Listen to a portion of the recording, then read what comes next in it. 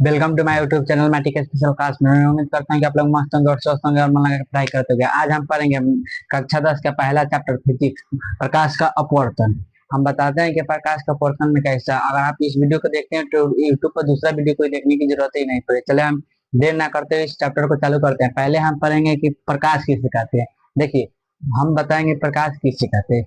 आपको पता होगा कि प्रकाश, अगर हम किसी वस्तु को देखने के लिए हमें प्रकाश और आंख दोनों की आवश्यकता पड़ती है, तो हम बोलेंगे कि किसी वस्तु को देखने के लिए हमें प्रकाश की आवश्यकता पड़ती है। लेकिन सिर्फ प्रकाश ही रहेगा तो हम किसी वस्तु को देख नहीं पाएंगे। किसी वस्तु को देखने के लिए हमें प्रकाश के साथ साथ आंख की भी जरूरत पड़ती है। तो इसे हम कहते हैं कि प्रकाश वह स्रोत है जिसकी सहायता से हम वस्तु को देखते हैं। प्रकाश वह स्रोत है जिसके कारण हम किसी वस्तु को देखते हैं। देखिए, हम इस पर बोर्ड पे पढ़ा रहे थे, हमारे चारों पर लाइट लगाया है जिसके कारण बोर्ड फ्रेश आ रहा है, हमें दिख रहा है।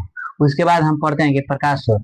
अब मान लीजिए कि प्रकाश स्रोत, अब प्रकाश तो निकल रहा है, किस चीज से निकल रहा है? प्रकाश का स्रोत क्या है? जिस चीज से प्रकाश निकले वही प्रकाश का स्रोत है। जिस चीज से प्रकाश निकले वही प्रकाश का स्रोत होता है। जैसे में देखिए, सूर्य पृथ्वी का सबसे बड़ा सूर्य है, जिसको पृथ्वी का सबसे बड़ा कहा जाता है, कि पृथ्वी का सबसे ज्यादा स्रोत मतलब लाइट देने वाला ही सूर्य है। उसके बाद हम पढ़ेंगे जिस वस्तु से प्रकाश निकलती है उसे प्रकाश का स्रोत कहते हैं। उसके बाद हम पढ़ेंगे प्रकाश का स्रोत। प्रकाश का स्रोत दो प्रकार के होते हैं। जो प्रकाश का स्रोत होता है वह दो प्रकार का होता है, एक मानव और एक प्राकृतिक। जैसे में कि कोई नेचुरल है जो हमें पृथ्वी पहले ही से हो प्रकाश का किरण, और दूसरा जो हम खुद बनाए जैसे कि सूर्य है, तो वो तो पहले ही से है।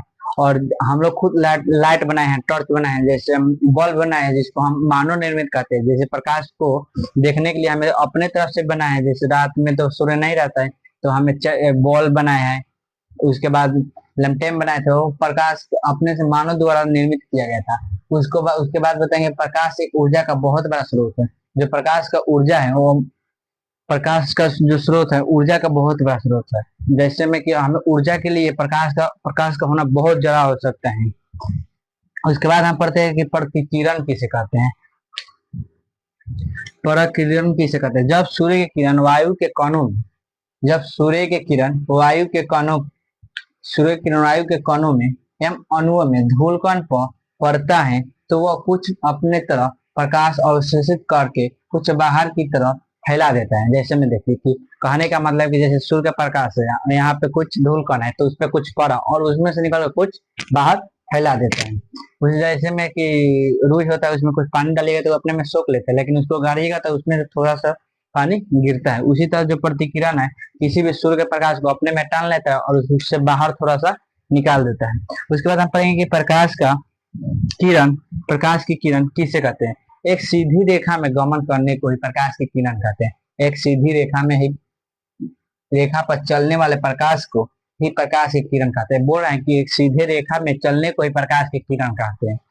उसके बाद हम पढ़ते हैं कि प्रकाश का किरण पुंज किसे कहते हैं। प्रकाश के किरण पुंज के समूह को ही प्रकाश के किरण पुंज को ही प्रकाश के किरण पुंज कहा जाता है। बहुत सारे लोग मिल जाते हैं तो हम लोग कहते हैं कि झुंड है, मेला है।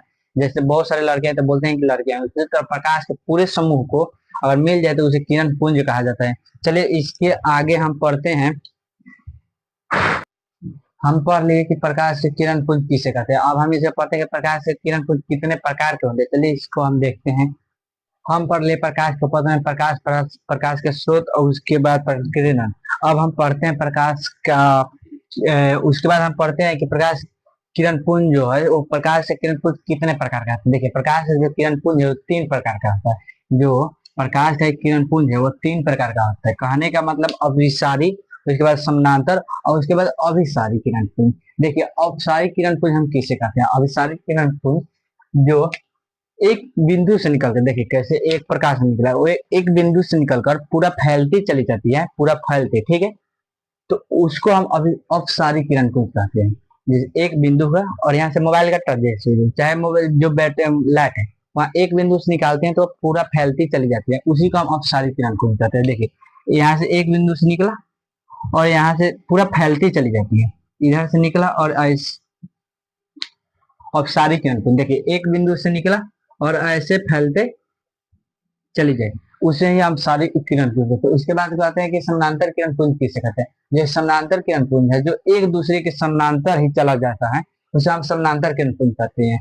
प्रकाश का किरण पुंज एक दूसरे के समानांतर चली जाती है, उस समय प्रकाश के समानांतर किरण पुंज कहते हैं। जैसे में एक कभी भी एक दूसरे को काटती नहीं है, एक ही बराबर पूरे समतल में चली जाती है, उसी को हम प्रकाश का समतल किरण पुंज कहते हैं। चलिए अब इसको आगे हम पढ़ते हैं कि अभिसारी किरण पुंज किसे कहते हैं।